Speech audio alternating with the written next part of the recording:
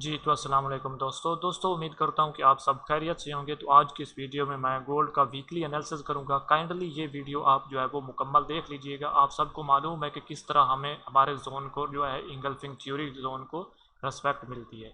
تو یہ دیکھیں یہاں سے جو ہے نا کتنی دفعہ اس کو رسپیکٹ ملی۔ اسی زون کو بریک کیا تو 2 دفعہ یہاں سے یہ سی پی آئی کی سپائک لگی تھی، اسی زون کو رسپیکٹ مل کر 2 دفعہ یہاں سے بھی سیل کی ٹریڈ ملی ہے۔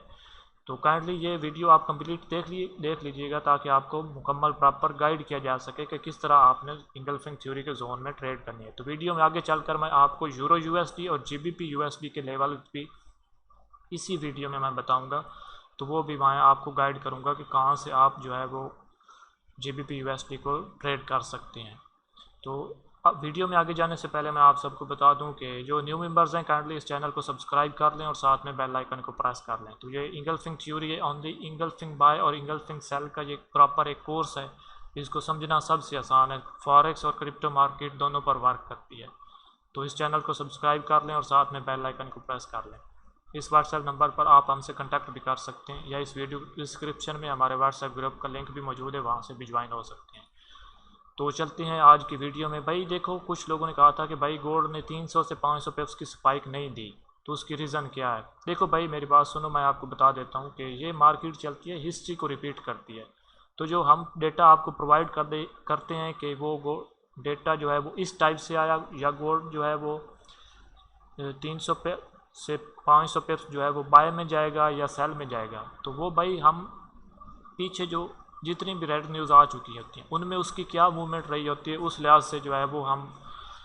اسی لیے ہم بتاتے ہیں۔ اور اس کے پیچھے جو چیز مین ہوتی ہے نا، میں بینکس کی جو آتی ہے نا ویب سائٹ، اس میں سے جو ہے نا اس کی پریڈکشن پڑھتا ہوں، ریڈ کرتا ہوں، اس لحاظ سے جو ہے وہ پھر ہم اپنا انالیسس دیتے ہیں کہ اس طرح سے اگر یو ایس ڈالر ایک ہی طرفہ ڈیٹا آ گیا یا یو ایس ڈالر ویک ہو گیا تو جو گولڈ ہے وہ بائی جائے گا، اور یو ایس ڈالر اگر اسٹرانگ ہو گیا تو گولڈ سیل میں جائے گا۔ تو باقی اگر مارکیٹ موومنٹ نہیں دیتی تو اس کو ہم کنٹرول نہیں کر سکتے کہ بھائی مارکیٹ نے ڈیٹا آیا تو تھا، لیکن وہ انویسٹرز ہوتے ہیں یا انسٹیٹیوشن، اگر ان کو دلچسپی نہیں ہے بائنگ کرنے میں ابھی گولڈ میں، کیونکہ چائنا میں گلوبل ڈیمانڈ کم ہو گئی، سب سے بڑا بائرز گولڈ کا جو ہے وہ چائنا ہے، تو اس کے بہت سی زیادہ پیچھے اس کے ریزنز ہوتی ہیں۔ تو ان چیزوں کو آپ تھوڑا سا مانیٹر کریں، تو آگے جو ہے وہ ویڈیوز آپ میری دیکھتے رہیں گے نا، تو آپ کو پتہ چلتا رہے گا کہ میں آپ کو ساتھ ساتھ فنڈامنٹل نیوز پر جو ہے وہ گائیڈ کرتا رہوں گا۔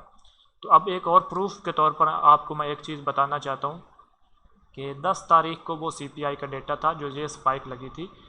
تو گولڈ نے اتنی بڑی موومنٹ نہیں دی تھی۔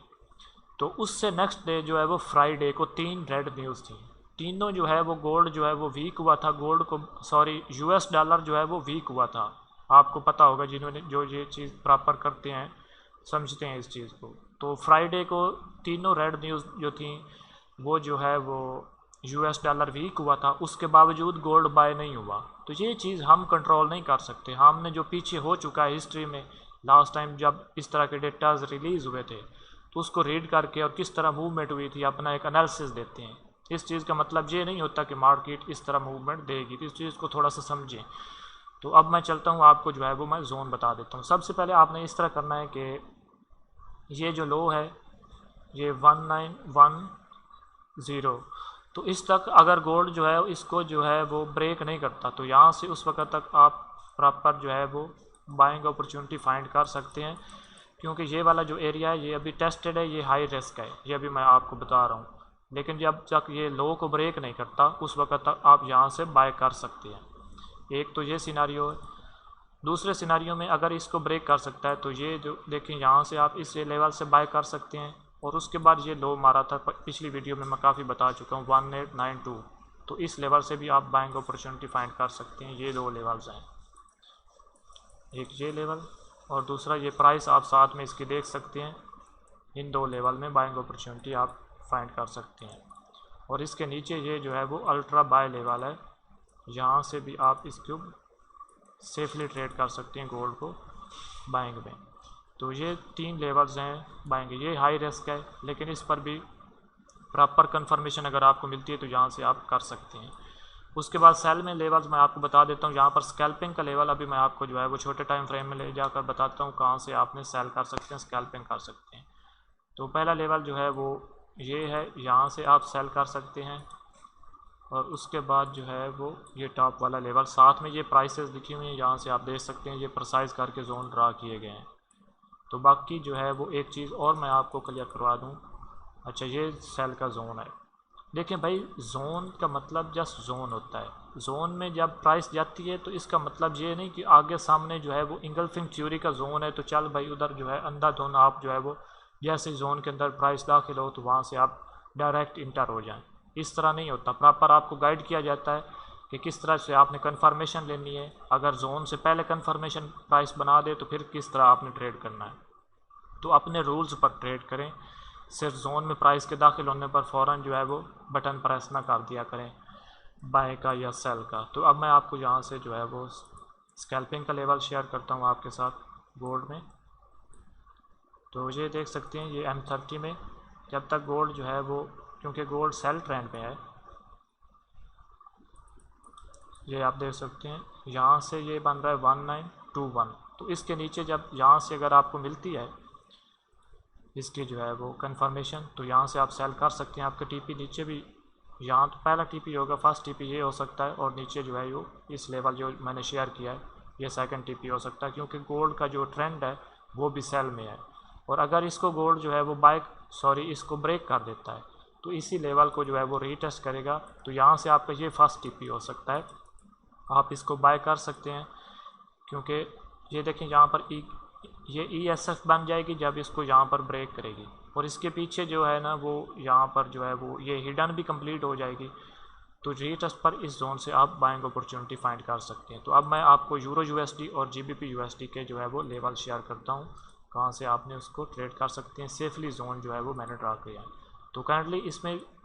اپنے لیولز پر ٹریڈ کریں اور اپنے رولز پر ٹریڈ کریں، ضروری نہیں کہ ہر زون کو رسپیکٹ ملتی ہے، جو پراپر آپ کو گائیڈ کیا جاتا ہے اس طرح آپ نے ٹریڈ کرنی ہے۔ تو یہ دیکھ سکتے ہیں یہ میں نے لیول شیئر کیا تھا، یہاں پر آپ دیکھ سکتے ہیں یہ دیکھیں اب یہاں پر A اور B کمپلیٹ ہے اور یہ C کمپلیٹ ہے ہمارے رولز کے حساب سے، یہ ہائی لیکوڈیٹی زون ہے۔ تو اب یہاں سے اس کو آپ سیل کی ٹریڈ لے سکتے ہیں یورو USD میں، اور یہ نیچے بائنگ کا لیول ہے، یہاں سے آپ اس کو بائی کر سکتے ہیں، اور نیچے اس کے نیچے پھر یہ لیول ہے، یہاں سے پرائس آپ دیکھ سکتے ہیں 1.08350۔ تو یہ کی لیول بن رہا ہے اور یہ زون ہے۔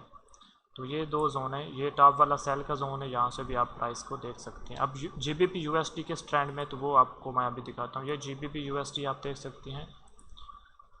GBP USD میں یہ لیول بن رہا ہے،